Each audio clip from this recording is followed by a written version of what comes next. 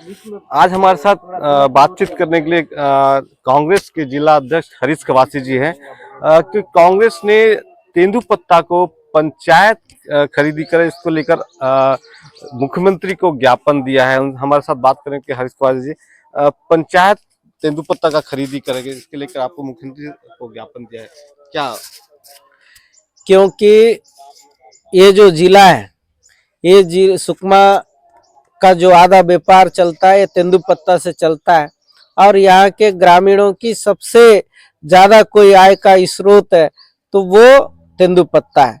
और यहाँ तेंदुपत्ता तोड़ने के बाद खेती किसानी का काम होता है, बच्चों को पढ़ाई लिखाई के लिए काम आता है। और इसलिए हम लोगों ने निवेदन किया कि ये जो बस्तर का हरा सोना, इसको बर्बाद होने से बचाया जा सके। इसलिए हम लोगों ने मांग करी कि वन विभाग खरीदता है, वन विभाग जब खरीदता है 1 से 2 दिन खरीदता है, उसके बाद नहीं खरीदता। और कहीं ना कहीं पत्ता खराब हो जाता है, जो ग्रामीण चाहते हैं ज्यादा दिन बेचना वो बेच नहीं पाते। इसलिए हम लोगों ने मांग करी कि पंचायत को अधिकार दे, क्योंकि ये पेशा क्षेत्र है। पेशा क्षेत्र में तो पंचायत स्वतः यहाँ पर अधिकार रखता है। तो मैं जिस तरह से उड़ीसा पड़ोसी राज्य है, वहां पर टारगेट पूरा होने के बाद वहां की ग्राम पंचायत खरीदती है और बेचती है, तो उसी तर्ज पर सुकमा में भी हो, ताकि यहाँ के लोगों को पत्ता का ज्यादा से ज्यादा लाभ मिल सके। उदाहरण के तौर पर जब 2022-23 में ठेकेदारियों के माध्यम से हम लोगों ने नगद भुगतान ग्रामीणों को दिलाया, इसका ये परिणाम हुआ कि हमारे जो कोरोना काल में अर्थव्यवस्था खराब हो चुकी थी, उस अर्थव्यवस्था लड़ने का काम यदि किसी ने किया तो तेंदुपत्ता के पैसे ने किया। हमारा व्यापार, अगर ग्रामीण के पास पैसा जाता है तो सुकमा जिले के व्यापारियों के पास भी व्यापार चलता है, उनका भी रोजी रोटी चलता है। व्यापार को आगे बढ़ाना है तो तेंदुपत्ता ये एक ऐसा माध्यम है जो हमारे सुकमा जिले के व्यापार को जिंदा रख सकता है। और जब उस समय 53 करोड़ रुपए सिर्फ एक जिले में ग्रामीण संग्राहकों को मिला था, और जब सत्ता से बाहर हुई कांग्रेस, फिर भाजपा आई, उसके बाद हमने देखा सिर्फ 39 करोड़ रुपए सुकमा जिले में आया। इसका मतलब है कि 15 से 20 करोड़ रुपए का नुकसान हमारे जिले के हुआ है।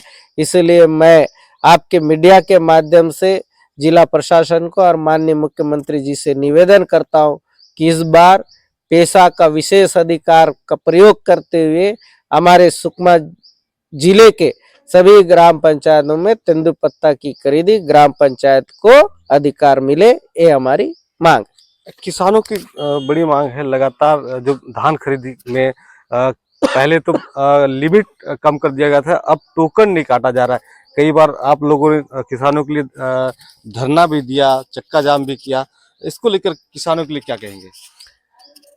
सबसे पहले तो 2023 में यही भारतीय जनता पार्टी के लोगों ने वादा किया था कि हम एक मुश्त किसानों का पैसा देंगे और एक एक दाना खरीदेंगे। लेकिन अब जब धान खरीदने की पारी आई तो कहीं ना कहीं हमारे किसानों को धान बेचने से वंचित किया जा रहा है।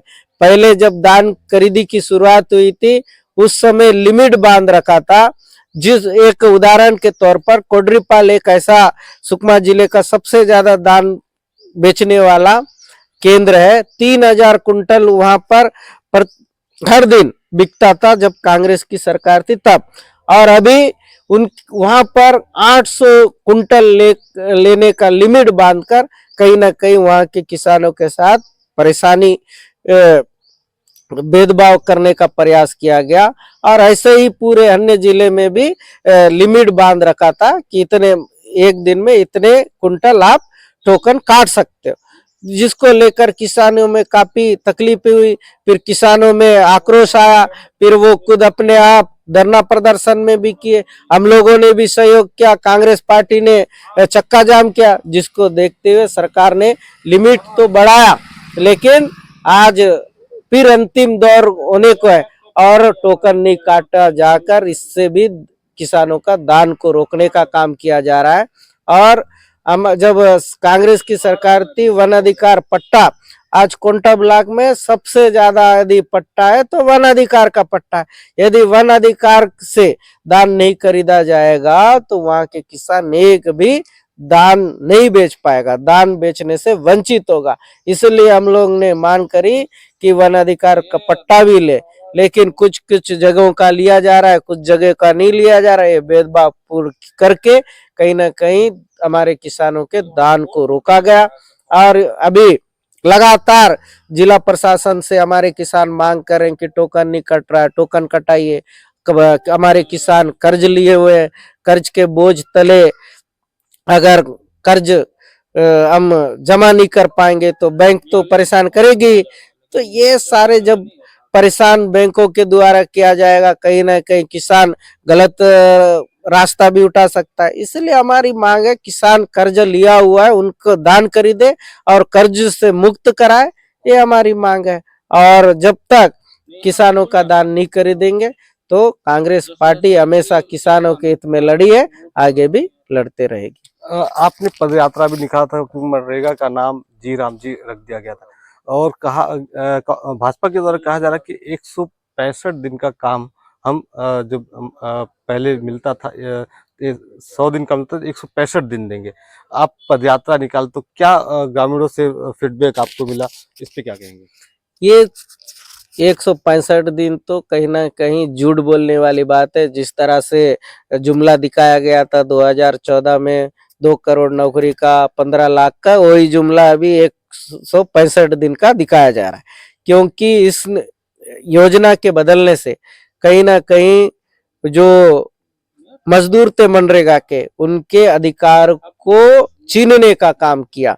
मनरेगा मजदूरों की रीढ़ है, उस रीढ़ को कहीं ना कहीं तोड़ने का काम भारतीय जनता पार्टी के द्वारा किया जा रहा है। हमारे सरकार के समय एक वो था, बाध्यता थी, अगर ग्रामीण कहीं पर भी जाके काम मांगे तो उनको काम देना एक बाध्यता थी, वो बाध्यता खत्म है। और जो मजदूरों का हक था कि पूरे 100 दिन काम करते थे और खेती के सीजन में, बारिश में, उस समय भी यदि मजदूर मांग करने पर उनको मजदूरी का काम मिलता था, लेकिन वो सब अब बाध्यता खत्म हो चुकी। तो ये कैसे 165 दिन देंगे? ये सीधा सीधा झूठ बोलने वाले लोग हैं और झूठा वादा कर रहे हैं।